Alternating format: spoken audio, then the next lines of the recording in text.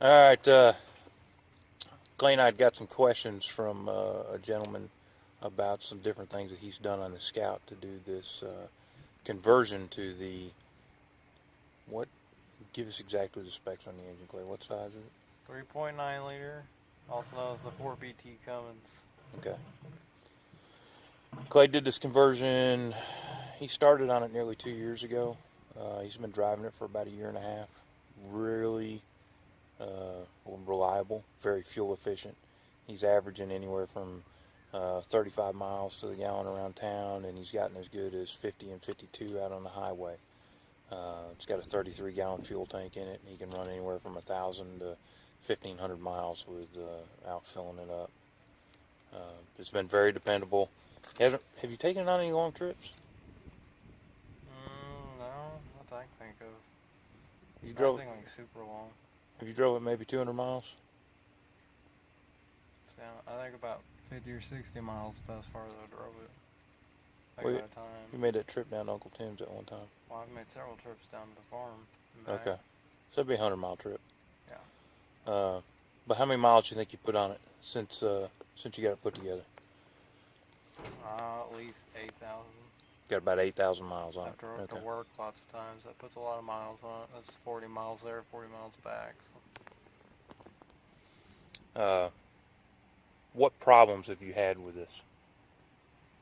The problems of keeping bolts tight, and because the thing shakes so much, mainly in the transmission mount and in other places. That and the motor mounts. Transmission mounts, motor mounts. Yeah, I've had to pull them out and get red Loctite and put red Loctite in them. Just from the vibration. The vibration is worse at idle, correct? Yeah. At idle it shakes the truck pretty hard, but As soon as you accelerate, the vibration goes away. And out on the road, the vibration goes away. And I remember when we were out running it on the highway when I was shooting video, at 65 and 70 mile an hour, there's hardly any noise and hardly any vibration. It seemed like it was louder and noisier at 30 and 35. But the engine that's in this is such an awesome combination that honestly it's fun to ride in, it's fun to drive. It turned us into a completely different vehicle putting this engine into it. So some of the things that this gentleman asked about was he wanted to know about the gas tank, or the fuel pump setup, the fuel delivery system that's on this, the sending unit that's in the gas tank, what Clay did about the clearance for the front axle and the oil pan, mounts as far as mounting the transmission and transfer case, and then also the engine. So we're fixing to show some of that. Okay, we're down here underneath where the gas tank is, and it still has the manufacturer sticker here on it. It's a Sunset Metal Fab out of Veronia, Oregon. This came with the sending unit in it, correct? yeah, and it is the sending unit goes bad, which I had the sending unit come apart in it once. It's a generic universal sending unit. You can go pick it up at any auto parts store. It's like what they put in fuel cells or race cars and all sorts of stuff. It's kind of a generic universal. Okay. It appears it's got a drain right here, and this is we're on the passenger side. It's baffled too. It's baffled, so it does have baffles in it. And it's built so that you don't need a skid plate. The tank itself is its own skid plate. I've drug it. Yeah, it looks like you've drug it. Yeah, I've drug it on stuff already. But it holds up well, and it does stick down substantially further than the stock fuel tank. What did you put for fittings on it? It's got some barb fittings.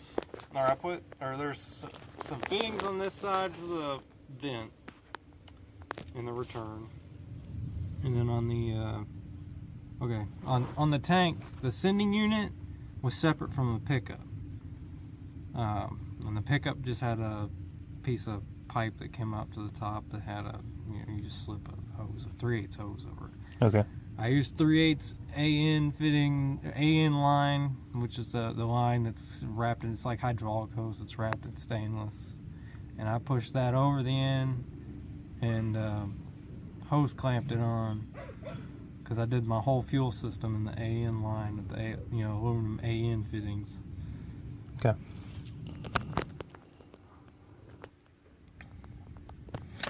All right, we're underneath the truck here. This is Clay's filter. This is the AN lines and fittings that he said he's using with this.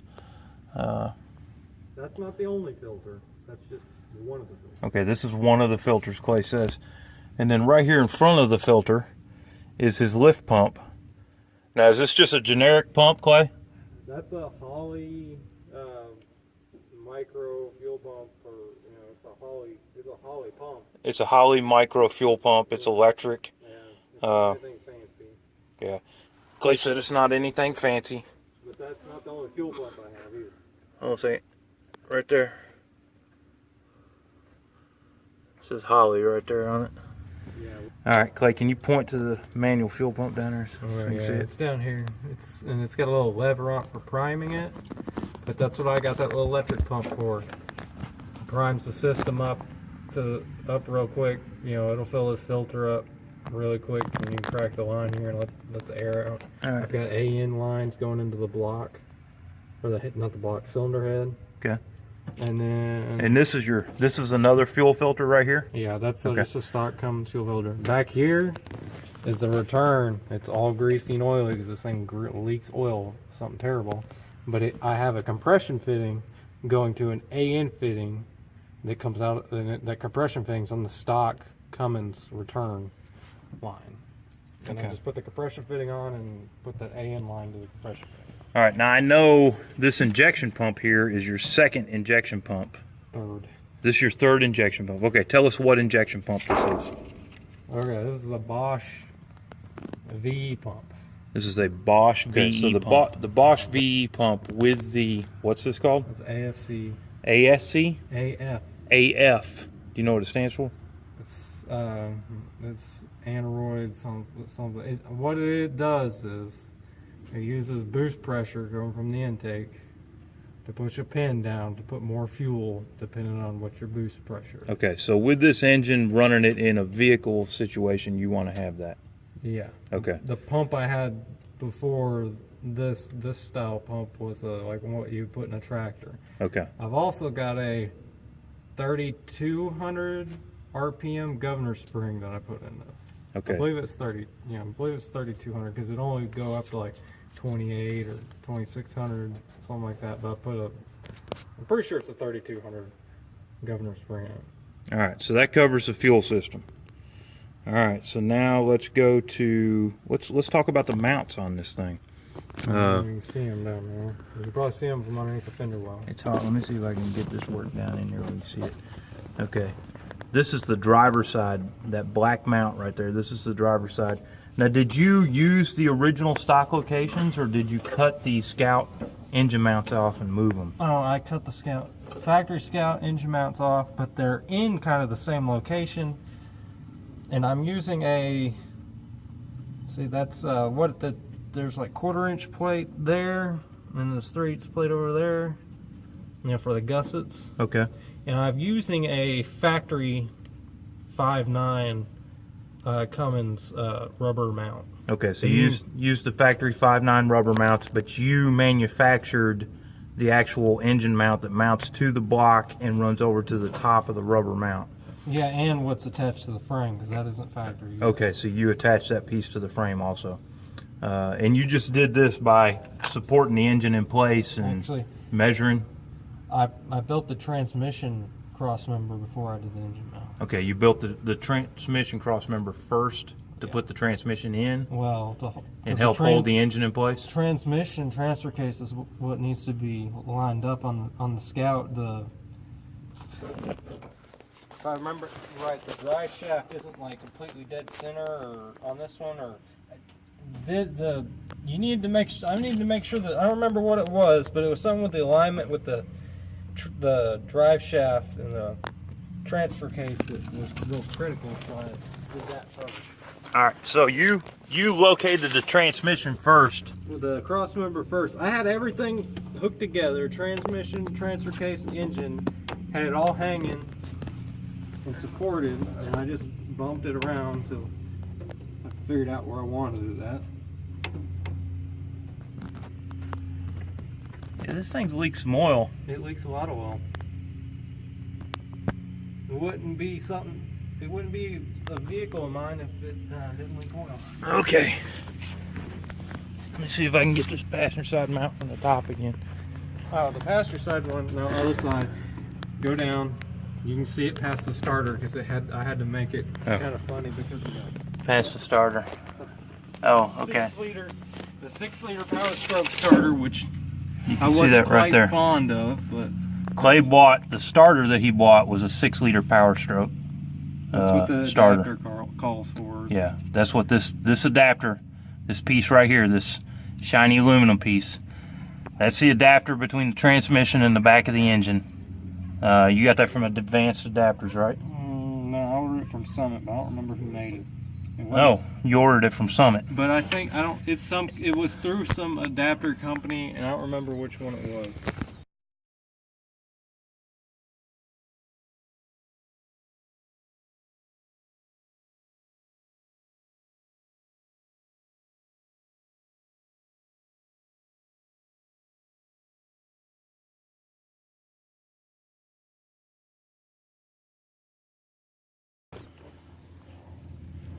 All right, we're underneath here. This is a transfer case. Which transfer case did you use? NP208. Use the NP208. Okay. Here's a transmission mount, transmission cross member.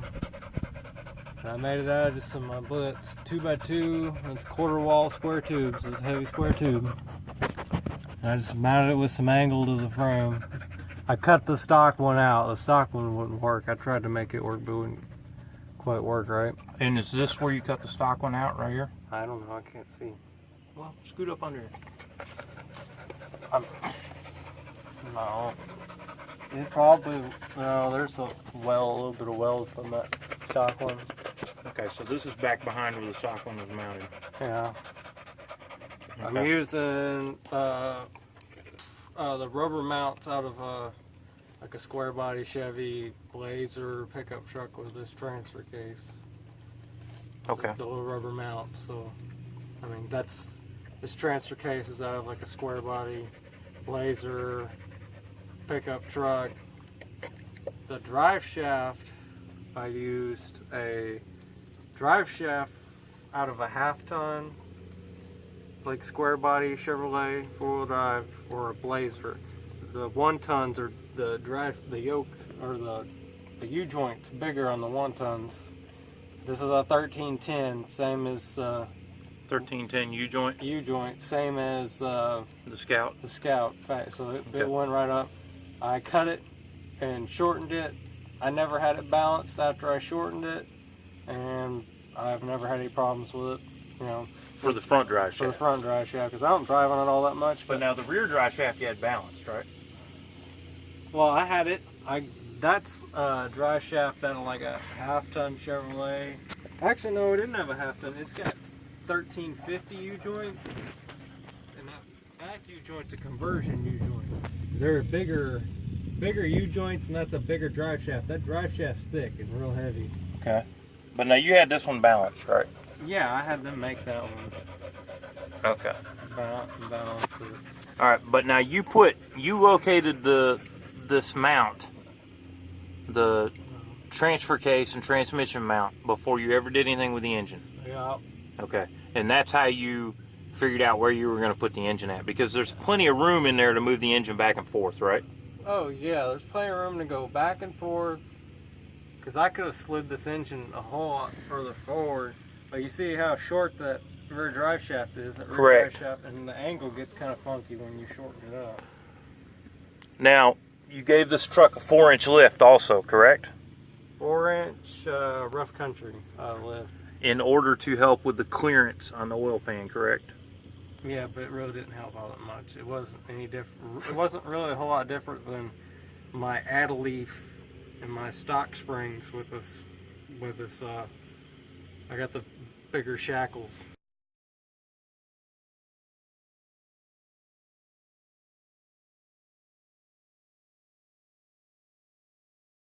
All right, so we're at the front of the truck looking at the oil pan. It's covered in oil and grease. Yeah, it's covered in oil and grease. This is the stock oil pan, and you took and cut a chunk out of the front of it. Yeah. And pretty much reversed the shape of it. But I just did that for clearance. I mean, you could probably get away without it, but if you did a spring over, you could get away with it without having to do it. So if you did a spring over, you wouldn't have had to have done anything to it. And I didn't want my truck that high up in the air, but I mean, I could do a spring over. I've done it before. Man, there's a lot of oil leaking in here, Clay. Yeah, ain't nothing rusting up underneath this thing. No, I'm thinking maybe you ought to fix the oil leaks. Well, that's kind of the nature of the beast, I guess. But you can see right back there that bare aluminum piece. That's the adapter in between the transmission and the engine. And Clay said he got that at Summit, and that adapter cost $1,000. It was like a little over $1,000. It was expensive. Yeah, it was an expensive adapter, a little over $1,000. But that's what put the transmission and engine together. And then you can see there's the starter, and Clay bought a starter for a 6-liter Ford. The starter works great. This whole combination works great. I can't believe how well it runs, which is probably why Clay excuses the oil leaks, is because it runs so good.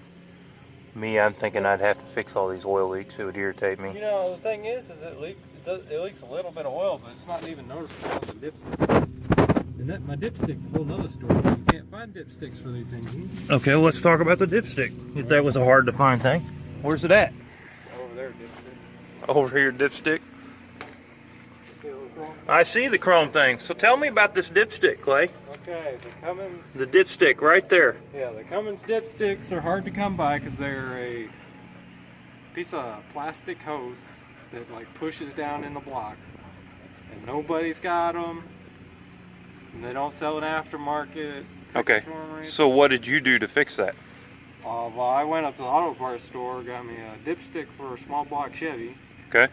I drilled the block out because the hole was smaller, and just siliconed it in, and that's like the one place it doesn't leak, I don't think. It doesn't appear like it leaks there, but it might. So that's just a cheap aftermarket dipstick for a small block Chevy.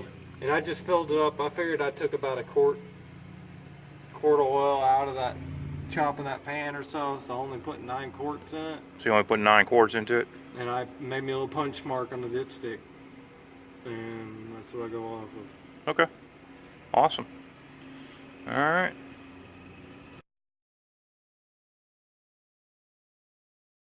All right, so I hope this answered some of your questions. I know you're probably going to have more during your build, but you know, feel free to ask. We'll try and answer them for you. I'm not the genius with this. Clay is. Clay's the one that spent all the time to do this.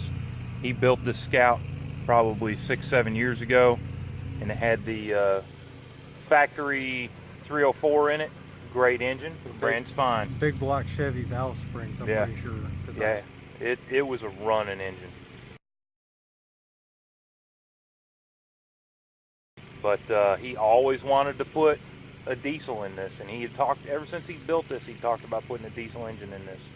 And one day I came home and he told me, he goes, "Hey, I bought a Cummins block. It's going to be delivered." Just a block. Yeah, he bought just the block, and then he built the block up, put everything in it, and it's an awesome running vehicle. I'm surprised there's not more of these on the road, or more of these conversions being done, considering the fuel mileage that these things get. Yeah, but I put $5 grand just in the engine. That's true. Yeah. That's true. But you know what? I'd put $5 grand into it to get the kind of fuel mileage you're getting, considering every Scout I ever owned, best fuel mileage I got out of them was like 15 to 17 miles a gallon. Yeah, it'll outrun any factory Scout. It's true. It's got a lot of horsepower and a lot of torque. A lot more than any factory Scout I ever was in. It'll outrun a factory Scout doing 3,000 pounds worth of trailer. That's true. It will. It tows the trailer real well. The torque is unbelievable. The torque increase is just impressive. All right, well, I hope this helps. If not, let us know.